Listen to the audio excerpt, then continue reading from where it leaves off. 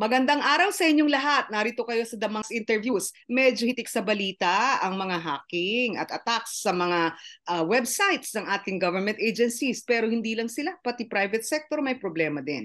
Humingi tayo ng abiso kung paano ito maiiwasan at anong dapat gawin. Ang spokesperson ng Philippine National Police Anti-Cybercrime Group, si Captain Michelle Sabino. Magandang araw, Kapitan! Magandang araw po. At sa lahat ng nanonood sa atin ngayon, magandang araw po sa inyo. Alright.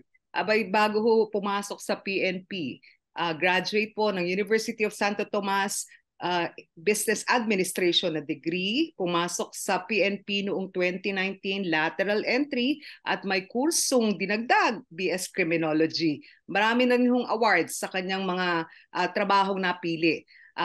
Captain Michelle, ano ba ang nangyayari? Pag sinabing cyber attacks or hacks, ano po ba yun?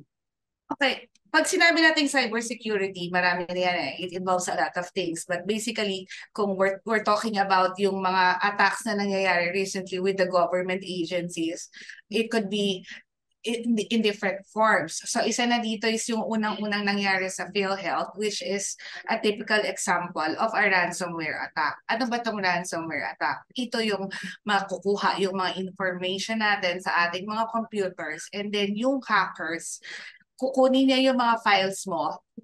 The word itself, ransom, ibig sabihin, kukunin niya lahat ng nasa loob ng files mo, and then they would lock it. So i-encrypt niya na hindi mo na siya ma-open. So, lahat ng files mo, lahat ng data mo, everything, kumbaga useless na siya. And then they would ask for ransom. Ngayon, pag nagbigay ka ng ransom sa kanila, bibigay nila sa iyo yung encryption key. Decryption key para binigyan ka ng susi. So, ma-open mo ulit, lahat ng data mo, ma-access mo and everything as if nothing has happened. So, yun yung yun yung laging babala natin sa mga government institutions or business institutions alike, na parang dapat maging yung cybersecurity natin, dapat mag-invest tayo highly on it. How do we do that? Maraming factors. Yung creation ng mga firewalls or segmentation, tinatawag nila, too technical to explain, but basically I don't even know if I'm authorized to talk about it because I'm not an expert in those areas. But generally speaking, dapat sinesegment natin or hinihiwalay-hiwalay natin yung files para in the event na ma-hack or ma-stolen yung ating mga information, hindi lahat makukuha. It's like what we do when pagka nag-aano tayo ng computer, di ba? Pag nagre-reformat tayo ng computer, merong CD, ito medyo madaling explains pa ako. Folders, CD. Isa-segment mo dito yung part na to, para pag nag-reformat ka, yung nandito ay nandun pa rin, it stays there. You just reformat the rest na hindi mo masyado kailangan. So those are one of the things that we can do to protect ourselves or our data, lalo na yung sensitive information. Okay. Captain Michelle, yun naman pong sinabi nilang parang denial of service, distributed denial of service, yung parang tipong hinold hostage yung sabay-sabay, parang sa House of Reps, ganun po yata yung nangyari. Ano po? Yeah, that's also one form, pero iba-iba kasi ang intention, di ba? Doon sa mga ganon, parang gusto ka nilang yung attempt nila is para isabotage yung show mo, para, if it goes out. So, depende kasi sa intention. So, like what we said, iba-iba ang forms ng attacks. Depende doon sa intention at saka kung ano yung gagawing pamamaraan. Okay. So, meron ng PhilHealth, merong Philippine Statistics Authority, meron din daw yung Department of Science and Technology, email batch naman daw po nung kanilang mga experts, at yung Philippine National Police, yung forensic group. Ano ho ba yung talagang naganap? Okay. Ito yung dapat nating ipaliwanag sa mga tao na parang, although it is alarming, na parang, di ba, everything now kasi because of yung social media and media, nagiging aware na tayo. We have become aware na rin na kailangan nating pangalagaan ng cybersecurity. So ngayon, even before these things came out, kahit last year or a few years back, laging may mga attacks po. Kasi merong mga expert na talagang yun yung trabaho nila to test your vulnerability without really the intention of ransomware or anything. Parang yun lang talaga yung nila, para, parang to check, kapag napasok yung mo, parang, or maybe parang magbigay ng solutions na para next time, do better. You have to invest on your security measures, yung mga ganun-ganung factor. Lagi namang they would always try to attack. Hindi lang gobyerno, lahat yan trabaho nila. Di ba yung mga ibang nangyayari is parang they show it not for any other reason, basta hindi naman nanakaw yung data mo, hindi naman ipaparansom, just to show you na there are vulnerabilities in your system that you need to work on. Parang ganun. So parang minsan meron parang ini-stress test nung sinasabi parang ganun. Your security experts testing, parang vulnerability testing, assessment. All right. Ang PNP po ba ay nakaranas na ng ganung security check for vulnerability? Well, kasi ang sa PNP, di ba, DICTM, yun yung nag-handle ng mga security ng PNP. So, sila yung if in case magkaroon ng data breach, sila yung nag-investigate or nag-assess ng situation, vulnerability test, mga penetration testing and all that. Yun ang sa amin sa PNP. Now, sa government kasi, there's the ICT also, but meron pang hindi nalalaman nila ang Computer Emergency Response Team. May kanya-kanya ang bawat ahensya na talagang kasi we have to understand na lahat tayo, meron tayong mga security experts. Hindi lang yung DICT, hindi lang yung ACG. Lahat ng gobyerno or private, meron kayong talagang in charge dyan. There's always this somebody in charge of the security ng inyong mga systems. So sila, because sa kanila first hand, kaya na nilang gawin yun. So to some extent, these people do not really report to us. So if they do not report to us, then pwede rin silang mag-report dun sa different, the ones that I mentioned earlier, or maybe because they can handle it on their own. Kaya nilang i-bridge yung kung ano man yung naging gap. Ang DICT po yata ay may strategy na, di ba ho? Yung cybersecurity plan. Pero ito ho ba'y naikalat na sa iba't ibang ahensya ng gobyerno sa inyong pagkaalam? Dahil recently, may training na ginanap. Ano po? 70 yata yung umattend sa iba't ibang ahensya ng gobyerno. One of the attendees, kasi ito talaga ang pinupush ng DICT, which is really high time that this na talaga maipush to. But yung budget na hiningi, I don't know if it is approved, wala tayo sa position to know really what is happened. Pero there is like a plan, I think, na yun na yung susundan. So yung budgeting, I don't know kung nabigay or something. Darating. This is a long-term plan kasi. Hindi lang yan 1 year makukuha eh. Cybersecurity, pag pinag-usapan natin yan, very very long process, and yung mga tools and equipments alone and the trainings alone would cost, even the licenses alone would cost. So it's so much, right? Yeah, and syempre kasama na rin dyan yung mga expert. Syempre dapat kailangan tama yung bayad. At aalis. So pag umalis, mahal ang mga ekspertong ganyan. Captain Michelle, ang sabi ho nung isang cybersecurity expert, 3 bagay yung mahalaga. People, kung meron tayong security team, or tao o officer. Process, kung ano yung proseso, yung vulnerabilities na sinasabi ninyo, at kung paano yung hindi lang personal, kundi yung agency behavior. Parang kailangan po dahil mukhang may isang nasalisihan na iniwang open yung access file. Pangatlo, technology. Ito yung sinasabi ninyong mahal, ang mga software, hardware na kailangan natin. So sa people, gaano kadami? Kasi sa isang interview, ang sabi sa amin ng taga-DICT, wala pang 200 yata ang ating cybersecurity experts. Let's explain why. Kasi po, ang isang training alone would cost millions. Ang isang forensic tool would cost millions. And hindi lang yan natatapos dyan. There are licenses which is renewable every year. So you could just for one. So how can we afford? Wala nga eh. Kaya ngayon pa nga lang namumulat yung mga mata natin that these things are happening, which is really maganda. So we should not really take all these things that's happening now in a negative way, but instead ipakita natin ito yung this is what's happening. It's an eye opener for each one of us to na para i-assess natin na parang it's high time that we invest into this kasi wala na tayong papupuntahan. This is how it goes. Ito na yung trend. Marami ng, alam mo na, ngayon, mga cellphone. Soon, mawawala na yung mga cellphone, yung hologram na, we have to adapt. Even, no matter what, we have to adapt. All right. Okay. Ngayon dun sa process, parang sa dami ng mga nasa mga ahensya ng gobyerno na pwedeng may access ano po sa mga sensitibong file. Ano ho ba yung parang medyo sa tingin ninyo mga gaps o vulnerability sa process? Yeah. When it comes to the access na sinasabi mo, dapat yung mga meron tayong level of security. Correct. Allowed to access, free for all. You can access it like, di ba, ang dami yung pwede.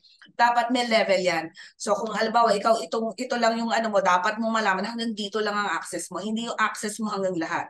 And another thing is, this is personally what I think, kasi alam naman ng gobyerno, di ba, funding problema. So sometimes, yung employees natin, they use their own personal computer, yung sarili nila. So pag personal yan, wala kang control dyan. And because they have access, dun sa information na gamit mo sa opisina, when you go home, and you use your laptops sa ibang something, tapos hindi mo pala sinasadya, nagka-malware ka, then susceptible na rin yung sa businesses because you're using your personal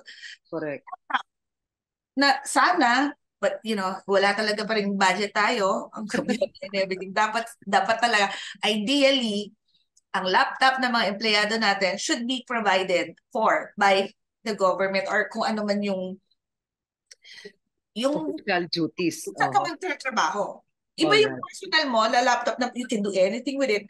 Iba naman yung sa office. Kaya lang, hindi ganun. Ang problema even sa smartphones, kaya nyo mag-access di ba ho? Ng mga systems, information. High-tech na yung mga smartphones natin ngayon. That is why kami nga sa ACJ, like sa amin, sa building namin, kinukuha yung mga device. And we allowed access. So, merong i-register mo yung device mo na pwedeng umaccess dun sa internet namin. Pag hindi registered yung device mo, hindi pwede. Sa pagkaalam ninyo, sa mga karamihan ng ahensya ng gobyerno, yung access ho ba free for all? Parang bukas na tindahan yung ating mga info systems? Yung ating? Mga information systems at databases. Kasi parang kung walang ganyang malinaw na parang ladderized access, at walang malinaw na gamit ng personal at opisyal na equipment, talagang parang bukas na tindahan tayo. So true. Kaya nga yung pinag-usapan natin kanina, dapat merong level. Allowable na for you to access. Asserted, hanggang dito ka. Kung ito lang ang kailangan mo sa trabaho mong gagamitin, hanggang dito ka lang. You don't need to know everything. All right. Okay. Ngayon kung kapos tayo sa people at process talagang medyo mahina pa, yung technology. Meron mo ba kayong ideya? Kasi talagang mahal ang mga spyware, mahal itong mga apps na to o mahal yung subscription. Meron mo bang parang projection? Ano yung funding cost or obligation na kailangan? Like I said, yung isang equipment, depende kung saan mo gagamitin. So, like I said, yung isang equipment alone would cost million. Isang training alone for a particular expert would cost also $1 million. Aside from that training, nire-renew mo yan, yung training na yan. So, next training mo, when you go abroad again to undergo another yung advanced training or anything, you need to pay again. Kasi hindi na, magiging na yan Wala na yan ngayon. Bukas meron na namang bago. Mabilis ang galaw. Tapos, aside from that, yung mga tools na binili mo, there should be licenses. Kasi yung license sa upgrade mo, yung kung anong kailangan mo doon. So, nire-renew another million. So, sa isang tao pa lang alone, siguro mga 3 million na isa. So, how do you expect us to really have as many experts na kailangan natin sana? Okay. At pesos ho naman siguro yung sinasabi nyo, hindi dollars. Medyo nakakagulat kung dollars. Pero ang sabi nila, may mga natitrain ng gobyerno talaga ng mga cybersecurity experts. Kaya lang, pagka na-train na, syempre mas lucrative o mas malaki ang sweldo sa private sector or abroad. Meron ho bang ganong phenomenon na nabe-brain drain ang ating mga IT? Hindi ko phenomenon. Kahit ikaw naman. You have the certificate, you have the credentials and everything. Bakit pupunta ka? Somebody's offering you a better opportunity, lucrative nga, sabi mo. Kaya Why would you stay? correct. Oho, totoo naman 'yon. At talagang personal choice at personal blessing siguro 'yun na Kaya dapat, meron na tayo, lalo na pag alam nating magaling, ingatan, i-aspire natin para hindi umalis. Okay, correct. Ngayon, ma'am, tulungan nyo nga ho kami. Pag sinabing may investigation ng isang hacking or ransomware attack, ano ho yung ginagawa? Para lang in general. Kasi, at saka ano yung yugto ng investigation at gaano katagal? Okay, kung yung extent ng investigation would depend kung ano yung nawala or ano yung hinahanap. Okay. So usually, ang hinahanap natin pag nag-iimbestiga tayo, syempre kung saan pinasok, saan yung vulnerabilities. Yun nga yung penetration testing yun. Kung saan nagkamali. Sa tao ba? Because of, naka-access or something? Sa system ba? O yung mga insider na nagbigay na, those are the things na kailangan. Kasi ano naman yan sa mga IT, alam nila yan. Tapos, paano ho nalalaman pagkatapos malaman na dito pala pumasok, ito yung vulnerability. Ano ho yung next steps? Well, you have to secure that. I-bridge pa yung gap na yon. Okay. So kung, let's say, isa pang na very basic na hindi natin pinag-uusapan, which is actually one source na pwede naging vulnerable yung system mo.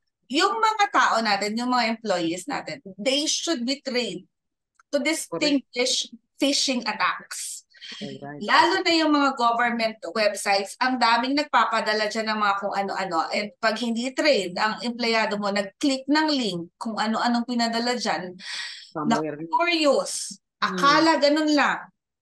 Ayan, nung pala, yun yung naging way para nakapasok si malware or si virus, gawin natin simple, si virus na inatake na yung buong laman ng PC mo, subsequently leading to all the data being stolen. There's one story about this one na kung akala mo lang simple, like I said, tao pala may kasalanan, employee mo pala. Just because hindi siya knowledgeable na pag kinlik mo pala, pwedeng may virus o may malware palang, malicious malware na mag-spread sa system mo. So, siya, parang writer. So, ang trabaho niya is, everything is done online. So, yan, ganyan. So, research, ganyan. So, definitely, marami siya mga invites na emails na nakukuha and there are attachments. So, na-click niya yung link. Because, automatic kasi, mag-research and everything, online ka online author or something, mga gano'n. So, pag-click niya dun sa link, hindi niya napansin. Na-capture na yun sa kanya, na ransomware siya, nabayad siya 500,000. Right. So that's for one simple individual. So you could just imagine kung system na talaga ng isang agency, ng isang business government, kaya nga 17, magkano hinihingi during the time, I forgot, parang 17 million dollars. No, pesos, I don't know. Parang ganon. So, ganon talaga siya.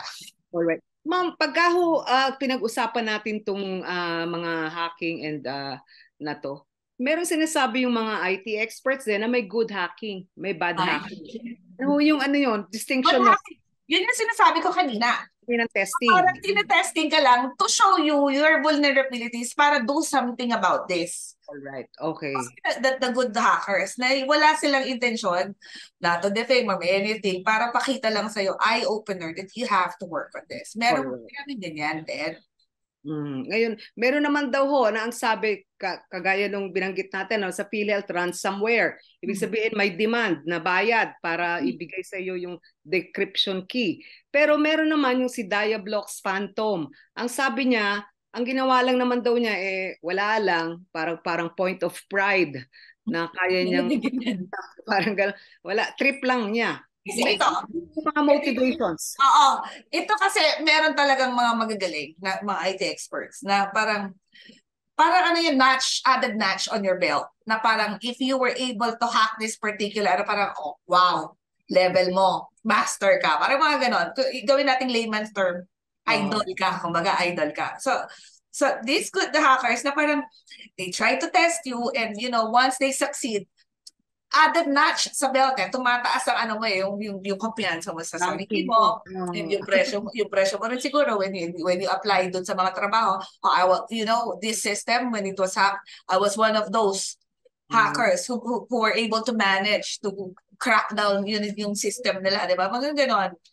So iba-iba nga, like I said, it's yung intention or kung ano yung talagang nasa isip mo or yun ang gusto mong mangyari.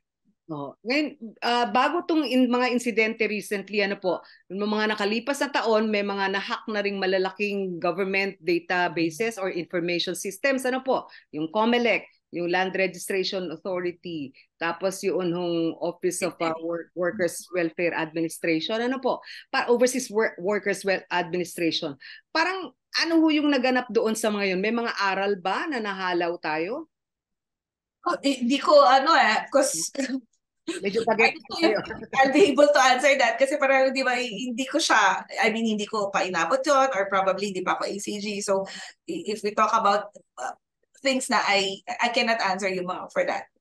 Generally speaking, ang magiging aral natin dyan is it is high time for us now to invest in cybersecurity kasi hindi na siya thing of the past. Present and future. So kailangan natin mag-adapt. No, even if you don't want to, or even if we are not ready for this, we need to adapt. It's not about being ready. You have to adapt. So if you are not ready, kailangan mong find something or some ways para maging ready ka kasi it's happening na. Alright. Mukhang meron naman kayong kakampi na bigla sa Senado at sa Kongreso. Yung DICT in particular, mukhang i-restore yung kanilang confidential at intelligence fund. At maging ang Pangulong Bongbong Marcos ay gustong paspasan ng trabaho sa cybersecurity. Ganon din ho ba sa Philippine National Police? Medyo may bagong awareness. Sabi nyo nga, wake up call. So, yeah. Kasi actually, ngayon talaga namang ang Chief PNP nagba-blast sila na mag-invest din talaga dito. And in fact, yung personnel namin were like 800. Yan, sunod-sunod. It starts with the personnel na dinadagdagan na strengthen yung personnel natin and all other requirements na logistical, mobility and everything. It's being laid out and hopefully magka-budget. But our budget would of course comes from the pa rin. So, kahit sabihin ni PNP, kahit sabihin ni Chief PNP, bibigyan ka namin ito. Kung wala namang binigay na budget kay Chief PNP, wala rin mangyayari kay ACG. Hilinaw lang ho natin yung anti-cybercrime group ng PNP. Hindi lang kayo yung parang in charge sa security, cyber security ng PNP. Kayo din ho ba'y tumatanggap o dinudulugan ng mga kaso? Mukhang kayo at NBI ang nag-i-investigate. Ano po? Yeah, if they report to us, then yes. Sa ngayon ho ba ay medyo on the rise ang bilang ng kaso na mga nagko-complain? Well, like I mentioned earlier, pag nagpunta sa amin, tutulungan natin kung ano yung kaya nating itulong, whether it be stress assessment, vulnerability, penetration testing, and all that. But like I mentioned earlier nga kasi, they have their own kasi. So minsan, they don't really need to report. Unless, of course, na parang criminal in nature na yung but ultimately meron na rin silang reports dyan or investigation done. So medyo simple na. So meron kanya-kanya nga. Hindi lang lahat talaga takbo-takbo sa amin or takbo-takbo. Maraming ang pwedeng puntahan and sometimes they themselves can investigate. Remember what happened dun sa mga hacking or yung mga naging problema doon sa smishing before sa mga banks when it went viral. Hindi naman nag-report sa atin yan hindi rin nag-report sa NBI because they have their own anti-fraud. Infrastructure would be important, di ba? Airports, seaports, tapos mga roads, bridges, utilities would be important also, water, power systems natin. Yun ho ba merong ngayong vulnerability check man lang na nagaganap? Like what I say, hindi naman, we cannot differentiate yung gaano kataas yung mga importance because lahat yan important. Why? Because there are personal identifiable information na nakastore dyan. And for all, akala mo lang hindi importante, but the mere fact that there are records and they can be sold kasi sa black market. And when it is done, marami nang pwedeng mangyari dyan. Ito na yung pwedeng gamitin ng mga scammers para manloko sa'yo, yung katulad ng mga before there were issues wherein bakit masyadong personalized tong mga text na nare-receive namin. Saan nakuha ang information? Black market. There are plenty of ways kung saan makuha yan. At pag kumpleto information from you, naniniwala ka na totoo. Oh, Michelle, sabihin na nanalo ka ng ganito. This is like, bakit ako kilala nito? Now, papasok na yung mga different modus ni scammers. So, yun yung mga reason why itong mga, people would always hackers would always try to attack you. Bakit? To gather this, yung mga data, valuable data that can be used by people whose intention is to purchase them para i-ano yung kanilang mga masasamang intentions. Ngayon, yun bang SIM registration law, nakatulong kasi parang tila hindi pa rin naman sigurado na secure tayo kahit na registered yung SIM mo. Marami pa rin mga spam text.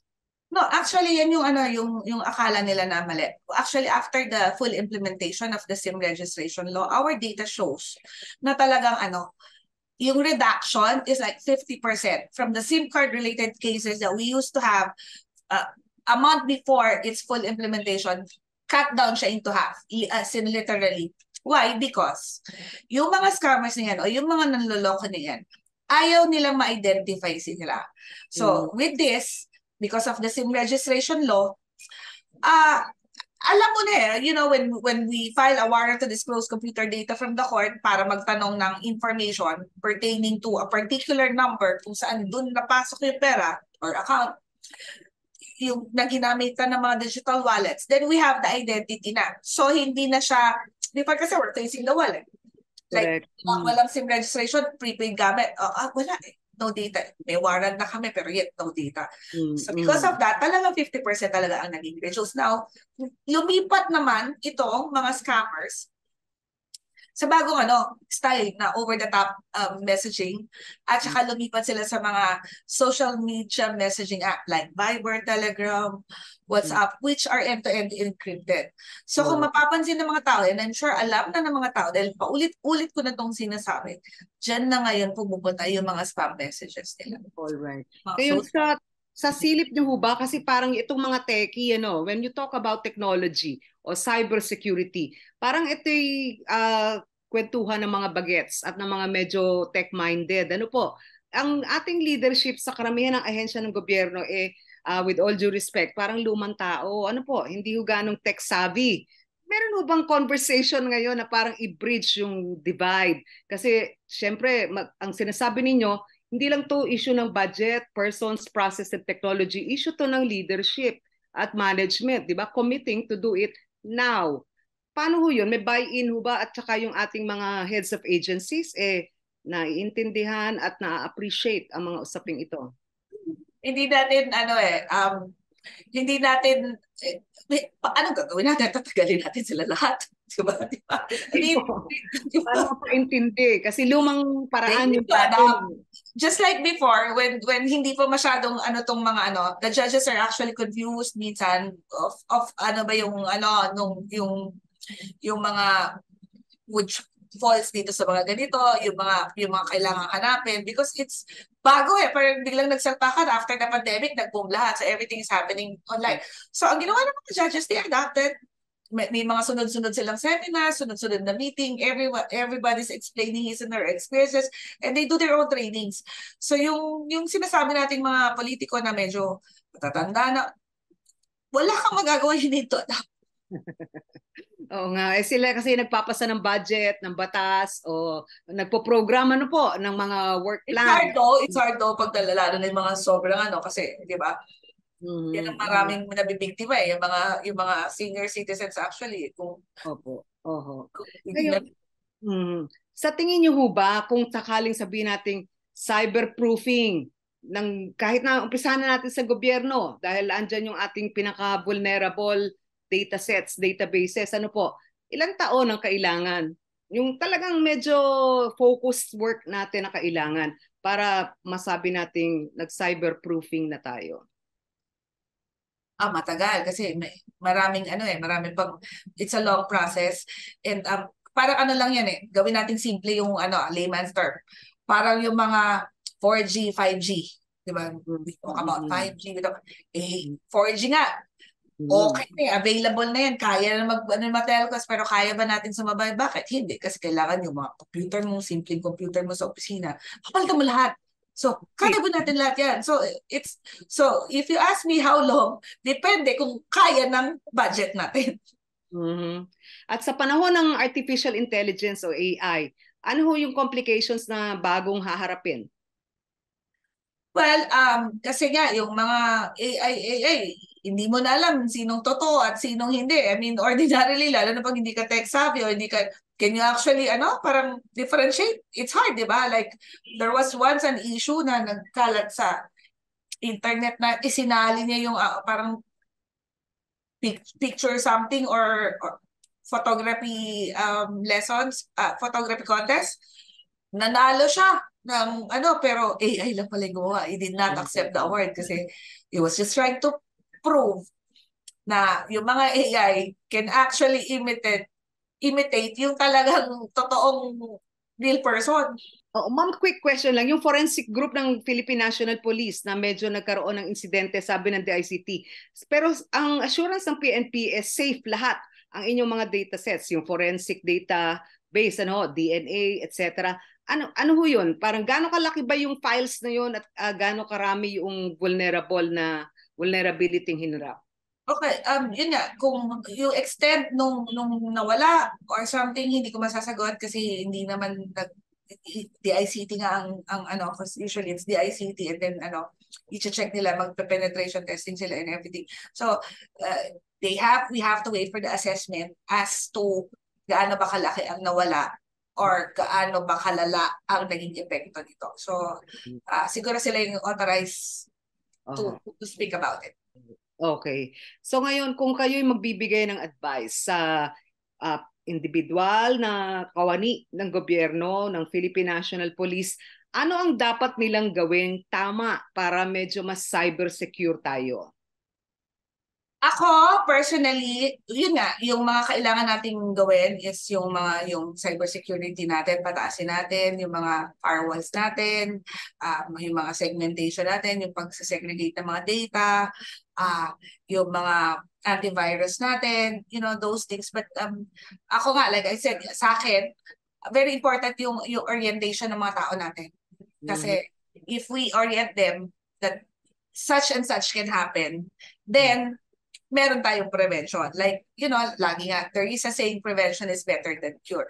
So, pag nape-prevent mo, mas ma-prevent mo siya, mas better siya kaysa yung na-remedy mo lang or ginamot mo lang. So, it's all about prevention, which is exactly the same way na sinasabi ko, lagi akong you see me like everywhere and doing public awareness because through awareness, it's the only thing we'll be able to fight off all these things kasi maraming magagaling, but if you are aware of how things are happening around you, then yung chances of you being taken advantage by these scrupulous individuals or persons or groups, nami-minimize mo. Alright. Pero sa totoo lang, wala naman daw po talagang totally secure, whether persons or agencies ka, dahil hacking happens quite a lot, quite often, everywhere in the world. Tama po ba yun? Yeah, everywhere, not just to us. Konti pa tayo kasi third world tayo. You could just imagine the problem. Developing country tayo. Yes. Medyo wala pa silang interest sa atin. But you could just imagine yung mga malalaki na dyan I can, give more stories pero that's out of the topic natin. Okay. Sa eleksyon, wala kayong nakikitang posibleng maging masamang impact nitong mga hacking na to? This is, one thing nice before, di ba, during when was that, yung elections before. Meron tayong ang nakikita natin sa cybercrime is yung mga posting na mga yung naninira sa mga kalaban and everything. But, yung mga vote buying. But ito, wala tahimik wala tayong masyadong namomonitor So, I think, medyo okay tayo ngayon. Okay. On the personal level, kayo po yung business administration graduate ng UST. Medyo naligaw kayo ng landas napunta sa cybersecurity at naging police. Una lieutenant by 2019 at ngayon ay Actually, 2004, nasa service na ako. okay. 2019 ako nag-lateral entry to joint officership level. Ba't po kayo naligaw ng landas? Sa magandang paraan. The long and sad story. It's a long and sad story. But yeah, siguro yung want din natin na to serve. Ilan ho kayo? Marami ba kayo? Parang it's unusual, no, na babae, police captain, tapos with prior training sa isang university, kasama dyan sa spokesperson ng anti-cybercrime group ng PNP. Marami ho bang babae sa inyong unit? Sa unit namin sa ACG or sa unit namin sa PNP as whole? Sa ACG. Well, kasi 10% of the quota every year or every time na magkakameron tayo ng hiring is allocated for females. So I don't know how you can kasi kailangan may point of comparison para masabi mong madami o konti. But generally, syempre, it's all men. 90, kumaga sa 10%, 9 ang lalaki, then isang babae. But you know the ratio. Ngayon, madami-dami na. Sabi naman nila kung anong kaya ng kalalakihan, kaya ng kababaihan. Yeah, and sometimes you can even do better. Ay plus natin. Ano po? Ngayon, ma'am, ano yung outlook sa tingin niyo? In the next few months, are we seeing more or fewer cases? Of ransomware? Kasi parang, siyempre, habulan ito, no? Nung preparedness. Proofing ng gobyerno, pero syempre yung hackers baka naman maengganyo na subukan whether it's trip lang siya o point of pride o talagang ransom. Okay. I'll talk about this in my own personal opinion, okay? Well, I see this na mas marami tayong makikitang other attacks na gagawin. Why? Because itong mga hackers na to, kaya naman nila gustong it could be, one reason could be they want to show the people, not just the government, that if they can hack a government, then yung problema dito yung mga private organizations or establishments.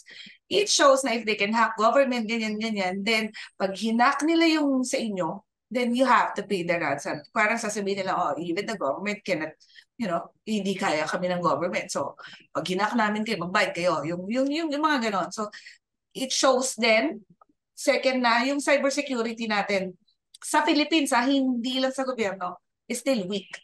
So maraming mga factors yan and I think we'll be seeing much of this kasi nakamata na yung mga tao. Lagi naman ganyan. So abangan na nila yan, mga media na everywhere. So titignan na nila kung sino yung mga na-hacker. Sometimes yung mga good hackers nga, sila na rin magsasabi, nahack ko to. So ayan na. So dami na. Eye-opener naman, I don't see it in a negative way na, once you get hacked is problema agad. So, maganda yan para nakikita natin yung mga problems natin. Okay. So, parang tipong talagang paspasan natin, yung cyberproofing ng ating mga ahensya, pribado man o publiko. At sana, talagang now na, hindi bukas. Ano, ma'am? Yeah. Okay. Maraming salamat po, Captain Michelle, at sa ating spokesperson ng ating Philippine National Police Anti-Cybercrime Group. Maraming salamat, Miss Captain Sabino. Thank you.